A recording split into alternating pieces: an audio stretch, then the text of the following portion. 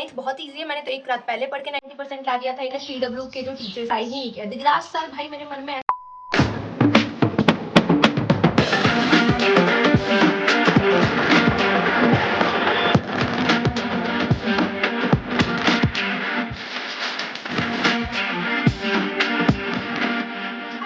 Welcome back, this is me Priyanka and in this video I am gonna share my plans for class 9। ये video सबसे ज़्यादा requested video होने वाली है। Literally मैं मेरी हर वीडियो तुम देख लो, उसमें एक ना एक कमेंट तो ज़रूर होगा कि 9th के जो प्लान्स है वो बता दो। सो मैं नहीं सोच रही थी ये वीडियो बनाने के लिए, बट फिर मैंने सोचा कि भाई इतने सारे रिक्वेस्ट आए हैं तो ये वीडियो बना ही लेते हैं। तो let's start this video without any further. So firstly let's start from why is 9th important. इस वीडियो के कमेंट सेक्शन में काफ़ी लोग आएंगे कि 9th बहुत ईजी है। मैंने तो एक रात पहले पढ़ के 90% ला दिया था। एक रात पहले पढ़ के मैं 100% ले आया था या ले आई थी। तो देखो, तुम लोगों के लिए ये वीडियो नहीं है, तुम लोग ये वीडियो लीव कर सकते हो। फर्स्टली देखो, 9th is really important because काफ़ी सारे मैंने वीडियोस देखे एंड मेरे जो सीनियर्स हैं वो भी कहते हैं कि जो 10th होता है उससे ज़्यादा हार्ड 9th होता है। एंड मुझे नहीं पता बिकॉज अभी मैंने पढ़ना उतना कुछ खास स्टार्ट नहीं किया है। एंड 10th की मैं क्या ही बात करूँगी, मैं 10th में हूँगी, अभी मैं 9th में हूँ, तो मैं अभी 9th की बात करूँगी। ठीक है, तुम 9th में अच्छे से पढ़ते हो तो तुम्हारा जो हैबिट रहेगा पढ़ने का वो तो रहेगा एकदम, और तुम इसमें इंप्रूव कर लोगे। जितनी भी तुम्हारी गलतियां हैं तुम इसी में करोगे, इसी में इंप्रूव करोगे। तुम्हें हैबिट रहेगा इन सारी चीज़ों का। मान लो तुम पढ़ रहे हो रेगुलरली 4 घंटे, तो तुम 4 घंटे 9th में अगर रेगुलरली ट्राई करते हो पढ़ने का तो 10th में भी तुम 4 घंटे पढ़ सकते हो। तो मतलब 10th का बेस है 9th। मेरे स्कूल में भी ये समझाया गया है एंड यूट्यूब पे भी मैंने कुछ वीडियोस देखे तो उनमें भी यही चीज़ बताई गई है कि 10th के लिए 9th बहुत इंपॉर्टेंट होता है। 9th को बहुत अच्छे से पढ़ना होता है, तो 9th बहुत इंपॉर्टेंट है। तो 9th में तुम पढ़ना है, ऐसा मत सोचना कि 8th की तरह ही तुम करने वाले हो सारी चीज़ें, ऐसा बिल्कुल भी नहीं है। 9th में बहुत ज़रूरी है पढ़ाई। अब मैं बताती हूँ मैं क्या क्या करने वाली हूँ, किस सब्जेक्ट में कैसा चीज़ें मेरी रहने वाली है। देखो, मैंने सोचा है कि मैं मैथ्स के लिए कोई सब्जेक्ट को मैं रेगुलर पढ़ूँ ना पढ़ूँ, मैथ्स के लिए मैं रेगुलरली 1 घंटा देने वाली हूँ।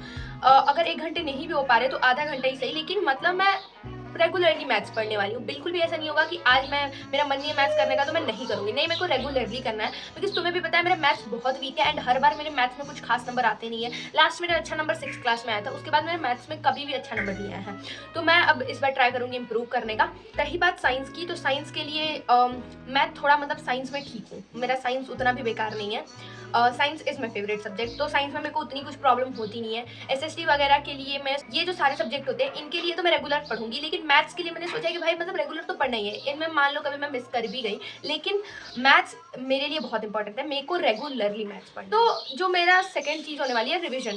देखो, रिविजन बहुत इंपॉर्टेंट होता है बिकॉज रिविजन कैसे सही तरीके से करना है मुझे भी अभी नहीं पता है, लेकिन रिवाइज करना बहुत इंपॉर्टेंट होता है क्योंकि लेकिन उसे 137 रिवाइजिंग रूल। इसमें क्या करना होता है कि पहले दिन तुम पढ़ोगे, उसी दिन फिर कुछ देर बाद, मान लो तुम सुबह में पढ़ते हो तो रात में सोने से पहले उसे रिवाइज करोगे, फिर तीसरे दिन तुम्हें रिवाइज करना है, फिर 7वें दिन रिवाइज करना है। इससे तुम बहुत दिनों तक याद रखोगे एंड 7वें दिन के बाद फिर कुछ दिनों बाद जब तुम्हें ऐसा लगे कि तुम धीरे धीरे चीज़ें भूल रहे हो तो तुम्हें फिर से रिवाइज करना है। तो मैंने अभी ये रिविजन रूल ट्राई नहीं किया है, but I am sure I am gonna try it, क्योंकि मैंने इस रूल के लिए बहुत रिसर्च किया कि कैसे रिवाइज करें, क्योंकि मैं बहुत बड़ी वाली भुलक्कड़ हूँ। मैं मतलब मेरी मेमोरी इतनी वीक है कि मैं आज कुछ चीज़ें मेरे को बोली गई कि रात में करना है, मैं भूल जाती हूँ, मुझे याद नहीं रहती। तो इसीलिए ये रूल आई थिंक सो मेरे लिए हेल्पफुल रहेगा। आई डोंट नो अब क्या होता है। अभी तो मैं इस रूल को जो है यूज़ नहीं कर रही है, बेस ट्रिक को, but let's see which reference book I am gonna use. वैसे मैं पहले चीज़ बता देती हूँ, अभी मैंने नहीं सोचा मैं कौन सा रेफरेंस बुक यूज़ करने वाली हूँ बिकॉज मेरे हिसाब से NCERT is best. In 9th reference book की ज़रूरत नहीं होने वाली, but if I needed it मैं यूट्यूब पे बता दूंगी तुम लोगों को। बट अभी मेरे को नहीं लगता मुझे ऐसी कुछ रिक्वायरमेंट है किसी भी रेफरेंस बुक की। जो स्कूल में पहले मैं जब 9th में आने वाली थी तो कुछ सीनियर्स ने बोला था कि एस चंद की तुम बुक यूज़ कर सकती हो, बट अभी जैसे मैं NCERT पढ़ रही हूँ मेरे को नहीं लगता मुझे अभी कुछ रेफरेंस बुक की ज़रूरत है, but if I will need it I will. ना बात करते हैं कि NCERT में कैसे पढ़ने वाली हूँ, मतलब सेल्फ स्टडी कैसे होने वाली है। तो देखो, सिंपल सी बात है, अभी के लिए मैं बताती हूँ। मैंने वीडियोस देखी हैं, प्रशांत भैया की वीडियो देखी, सुमित भैया की वीडियो देखी, सबने एक ही चीज़ बोली है कि पहले पहले तुम 1 शॉट वीडियो लेक्चर देख लो किसी भी टीचर का, जिसके साथ मतलब तुम्हें ऐसा लगता है कि जिससे तुम पढ़ के तुम्हें बहुत अच्छे से मतलब चीज़ें समझ आ रही हैं। देखो, तुम ऐसा मत सोचना कि वो जो मेरा दोस्त है या वो जो यूट्यूबर है वो इस टीचर से पढ़ रहा है तो मैं भी उसी टीचर से पढ़ूंगी। बिल्कुल तुम ऐसा कुछ नहीं करना।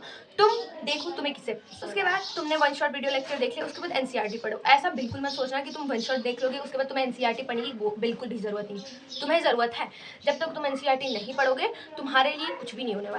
तो firstly watch a video lecture, क्योंकि NCERT की जो लैंग्वेज होती है थोड़ी हार्ड होती है, तो तुम्हें समझने में दिक्कत होगी। इस वजह से एक वन शॉट वीडियो लेक्चर देख लो, उसके बाद तुम एनसीईआरटी पढ़ो एंड उसमें जो तुम्हें टॉपिक्स इंपॉर्टेंट लग रहे हैं उनको हाईलाइट करते जाओ या अंडरलाइन करते जाओ। इंग्लिश एंड हिंदी ग्रामर कैसे पढ़ने वाली है, देखो इंग्लिश ग्रामर एक हद तक मेरे से हो जाएगा, पर Hindi grammar is something which I can do. Hindi grammar मेरे से मुझसे होता ही नहीं है। इंग्लिश ग्रामर तो ऐसे इंग्लिश होता है, देखो मेरी प्रॉब्लम क्या है कि मेरे से इंग्लिश हो जाती है लेकिन हिंदी नहीं हो पाती।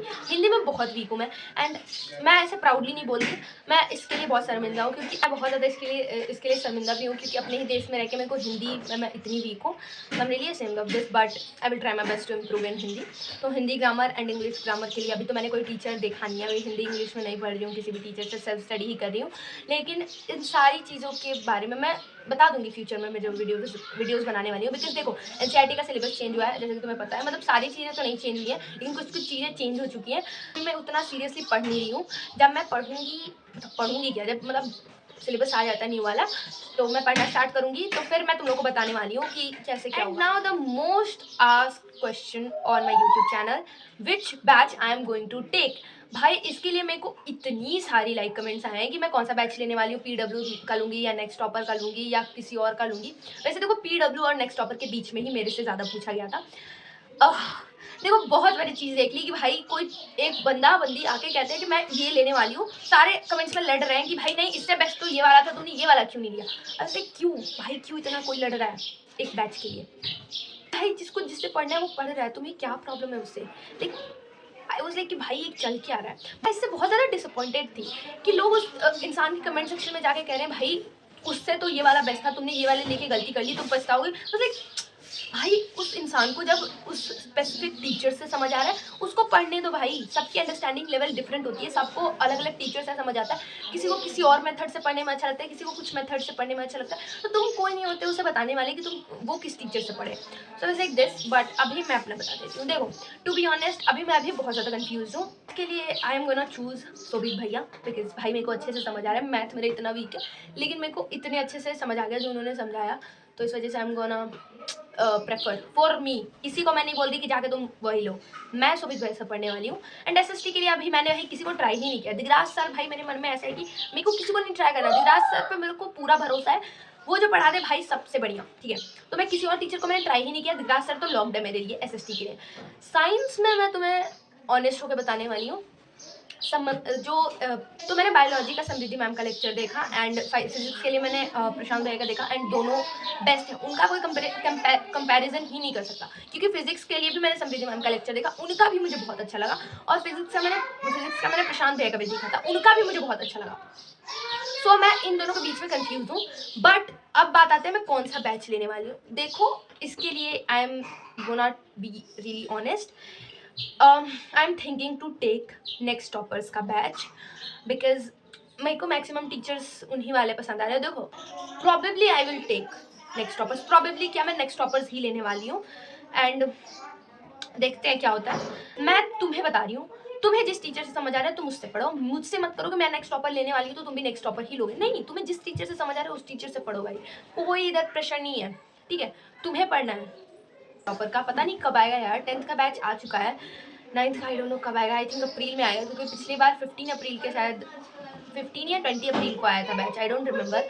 इस बार आई डोंट नो कब आएगा, प्लीज़ भगवान करे जल्दी आए, बिकॉज मेरी क्लासेस स्टार्ट हो चुकी हैं स्कूल में, मेरे को पढ़ाई स्टार्ट करनी है। वैसे अभी मैं मार्च पूरा एंजॉय करने वाली हूँ, सिलेबस भी अपडेट हुआ है, सॉरी चेंज हुआ है, तो अभी कैसे मैं पढ़ूँ, ठीक है, ओके। एंड उसके बाद तुम लोगों ने कहा कि मैं नोट्स कहाँ से बनाऊंगी, कैसे बनाऊंगी। देखो वैसे तो I am going to prefer खुद के नोट्स खुद से बनाओ, बट तुम्हें अगर नोट्स नहीं समझ आ रहे कैसे क्या लिखना है, so there is a website called scribbles something like that, I don't know, कुछ तो हो। यहाँ पे तुमको स्क्रीनशॉट दिख जाएगा, उसका नाम आई थिंक एस से है, स्क्रिबल करके कुछ है, आई डोंट रिमेंबर, बट उस पर बहुत अच्छे नोट्स मिल जा रहे हैं। मैंने हिस्ट्री का जो नोट्स है थोड़ा मेरे को समझ नहीं आ रहा था मैं कैसे लिखूँ, तो स्टार्टिंग के जो नोट्स होते हैं मैंने उसी वेबसाइट से लिखे हैं, फिर मेरे को जब समझ आ गया तो मैं खुद से लिख ली थी, ठीक है। So you can use that website, it is really good, and I think उस वेबसाइट पे जो सोबिक भैया हैं उन्होंने जो नोट्स बनाए हैं वही है, आई थिंक सो, मेरे को पता नहीं है, मैंने उतना ध्यान नहीं दिया, but you can use that website for notes. And तुम लोग मेरे नोट्स मांग रहे थे, देखो सीरियसली बता रही हूँ, मैं अपने नोट्स ऐसे लोगों के साथ शेयर नहीं करना चाहती, आई डोंट नो व्हाई, क्योंकि मैं बहुत गंदे से बनाते हैं। नेक्स्ट थिंग, कितने घंटे पढ़ने चाहिए या मैं कितने घंटे पढ़ूंगी। तो स्कूल में मेरे टीचर्स बोल रहे थे 6 घंटे 5-6 घंटे पढ़ने के लिए, वैसे मैं नहीं करने वाली, सबकी देखो अंडरस्टैंडिंग लेवल अलग होती है,